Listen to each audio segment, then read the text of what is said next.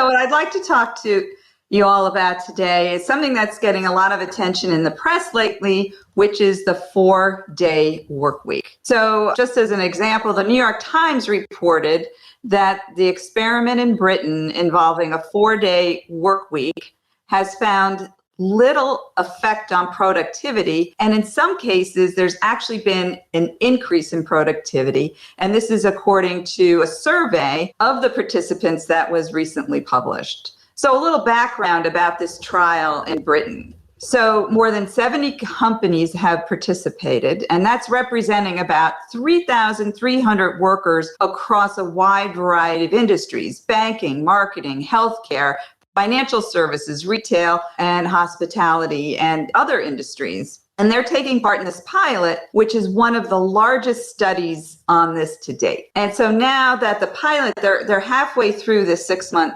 pilot, and 35 of the 41 companies that responded to the survey said they were likely or extremely likely to consider continuing this 4-day work week, which is really curious. All but 2 of the 41 companies said productivity was either the same or had improved, and 6 companies said productivity had significantly improved. So the curious question, when you think about it, are we working 5 days a week just because we've done that for more than a century? Or is it really the best way? So I was, again, very curious about this. So I took a look back in history. So whereas a 4-day work week may seem like a radical idea today, history shows that we've been gradually reducing the number of hours worked within a typical work week since the late 19th century.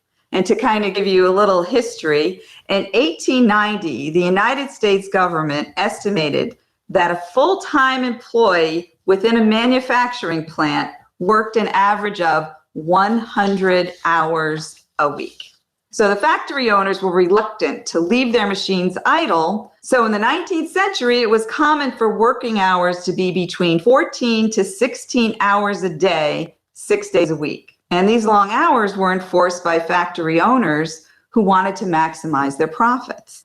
So it took until the 1926 when Henry Ford popularized the 40-hour work week, because he discovered through his research that working more yielded only a slight increase in productivity, and that only lasted a brief period. So here we are thinking about reducing our current work week to 28 hours, which is not as radical as going from 100 hours to 40. And then when you think about between our bank holidays and our religious holidays, we have about a 4-day work week once a month, every month of the year. So it's not as radical as maybe we think it is. And so the question is, what's sparking this new interest now? Well, it should be no surprise that the 4-day work trend has been accelerated by the pandemic, which certainly has sharpened issues around well-being, burnout, and work-life balance.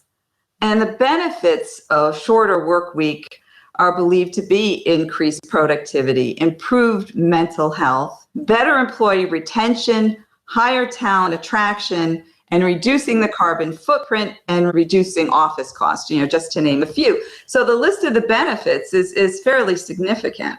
And some leaders of the trial said that the 4-day work week had given employees more time to exercise, cook, spend time with their families, and take up hobbies, boosting their well-being, making them more energized and productive when they're on the clock. So the trial is kind of surfacing these benefits as well. And as you can imagine, the job applications are soaring with these 70 companies who are participating in this trial. But what it adds is another level of screening as they consider these applicants, because they want to make sure they're not applying just because they think they're working less. So that's another consideration. And then one other aspect of this I didn't consider was the potential positive impact on the travel, leisure, and entertainment industries, because a 4-day work week converts into a 3-day weekend. And actually, the AMC Theaters CEO, Adam Aron, he spoke up about this, about the longer weekend would be beneficial to the theaters. And the statistics say that up to 75% of box office traffic is on the weekend. So Aaron took it even further, and he had a couple of polls on Twitter and asked if he should be the one out front urging this 4-day work week. So as we can see, as we're thinking more about this, that not only is a 4-day work week good for the employees, in many cases, it's good for business. And it actually creates a 3-day weekend economy. So whether a 4-day work week will become the new norm, I think there's going to be more and more, we're going to hear about this and maybe more studies. But what we do know is flexibility is here to stay. And, who knows? Maybe we'll find Adam Aaron in the history books alongside Henry Ford as an advocate for a shorter work week.